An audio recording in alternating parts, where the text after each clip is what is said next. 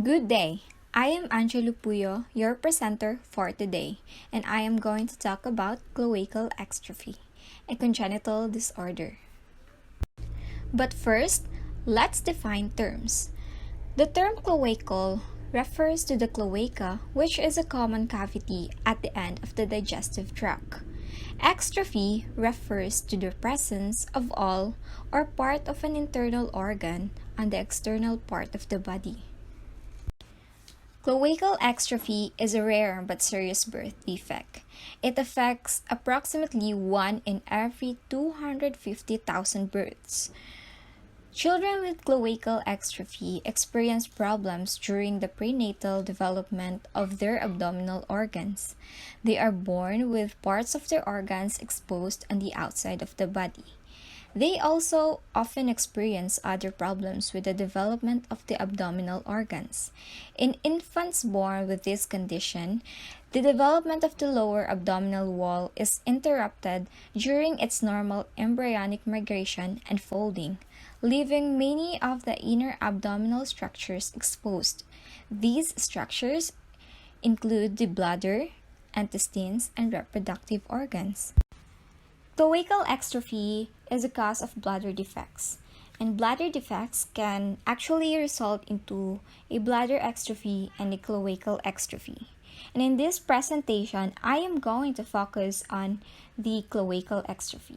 And here are some examples of bladder defects from figure A to C. In figure A, when the lumen of the intraembryonic portion of the allantois persists, a urachal fistula may cause urine to drain from the umbilicus.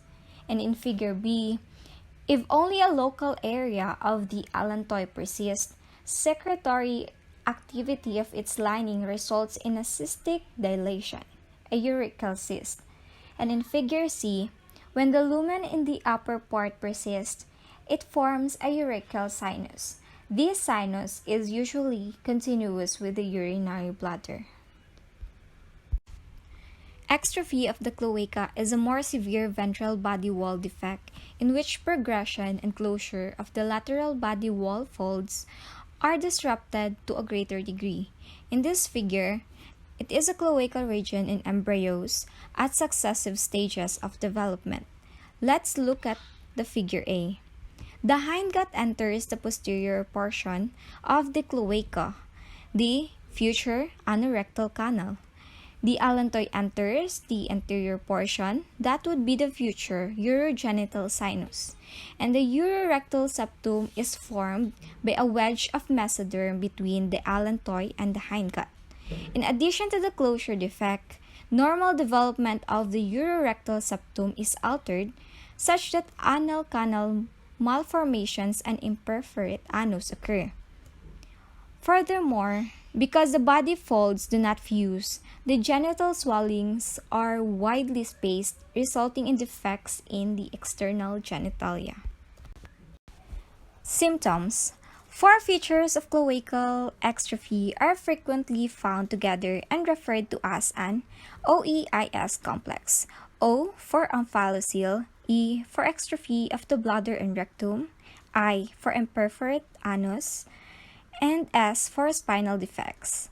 Omphalocele is when a large protrusion outside the cavity of the abdomen involving several organs including the spleen, liver, and intestine. It may also be small where only a portion of the intestine protrudes from the abdominal cavity. Exstrophy of the bladder and rectum. The development of the bladder in utero is separated into 2 halves and open. The colon and rectum are also open with a segment of the rectum situated between the halves of the bladder and located on the surface of the abdomen.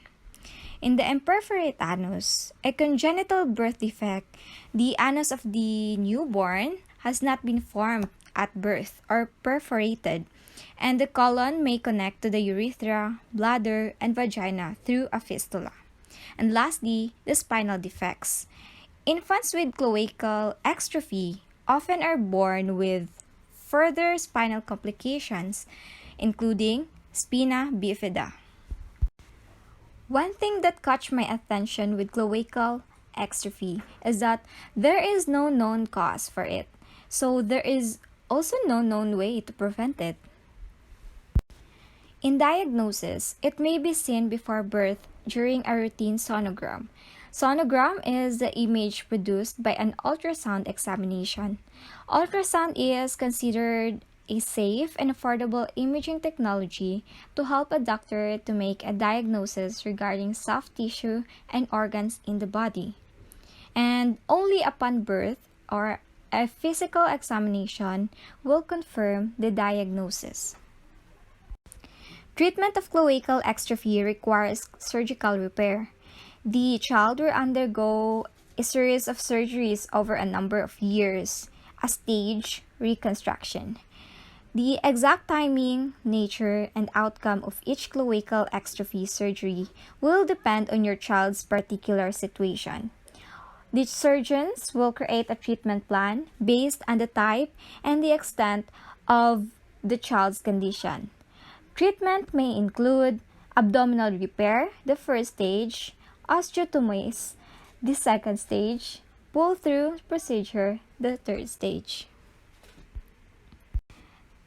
In abdominal repair, typically soon after your child is born, the surgeons will repair the omphalocele by closing the bladder and creating a colostomy so your child can eliminate stool.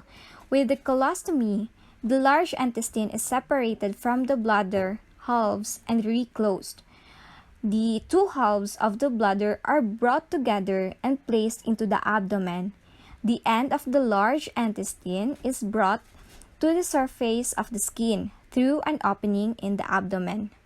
A plastic bag called a colostomy pouch is placed over the opening to collect the stool. Other surgeries, such as surgery to repair the spine, may be planned around the initial stage of the abdominal repair. After the initial surgery, the child will remain in the hospital where the doctors will monitor the intestine as it begins to function. And these figures are the successful abdominal repair. During the second stage of the repair, osteotomies, once the child has healed from his first procedure and had some time to grow, you can proceed with this stage. This primarily involves working on the bladder. The orthopedic surgeon will perform osteotomies to help ensure that the child's pelvis can best support the bladder over time. During the osteotomy, the hip bones are cut and adjusted. The child will need to be in traction or in a spica cast for several weeks following this procedure. These are the compilations of the bladder closure in a cloacal exstrophy. The third stage of the repair is the pull-through procedure. If the child was born with a significant amount of colon and is capable of forming solid stool, a surgical procedure known as pull-through may eventually be performed. The purpose of this procedure is to connect the colon to the rectum. This figure, A and B, is a pull-through procedures.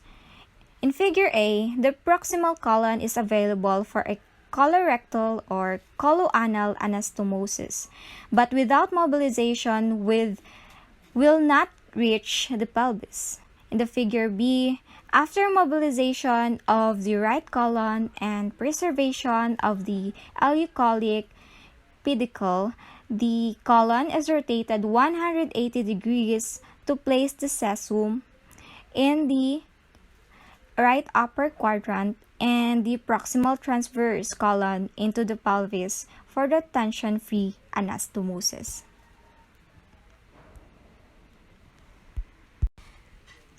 And now, let's look at test story. It is a case of a cloacal exstrophy from YouTube.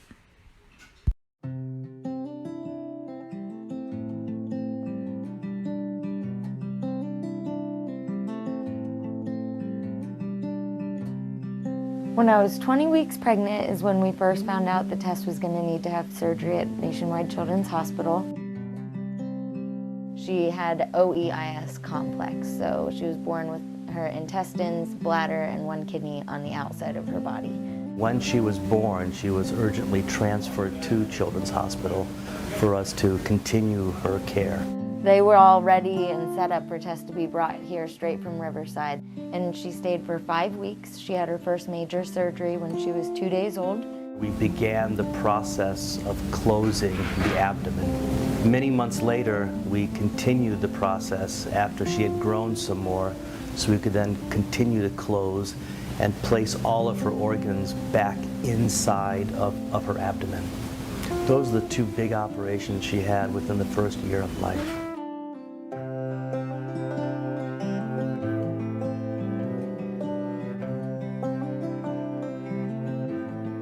These children need the expertise and care of several physicians of varying specialties. I've seen her plastic surgeon and urology and pediatric surgery all in the same room and all working on the same plan together. Everyone is constantly on the same page here, and that's something that we've really appreciated from day one. We really try to coordinate the care to make things as easy as possible and to minimize the number of trips. It is the first day of school. At this point in time, she does not need frequent visits with us. She's really doing quite well. But there are other issues that we have to deal with now. Just allowing her to understand what she was born with and what she's been through. Because it's important that she understand also. We have a special clinic here, which we call the Thrive Clinic. And the Thrive Clinic is made up of behavioral health specialists. And their purpose is to work not only with children, but also parents and families to explain to them these complex conditions and give them all the emotional support they need as they navigate these difficult times. She has blown us away with everything she's accomplished. One could never tell that she had a very complicated and rare medical problem. She's 6 and reads fully independently, and she's great socially. She has tons of friends. One of my biggest joys is that whenever I see her, she will run down the corridor and give me a big hug. And that's like the highlight of my day. Gallop, horsey, gallop! I just want her to continue on that path and continue to thrive and grow with the help from everyone at Children's. And it's just nice to see all of the obstacles that she's overcome up to this point.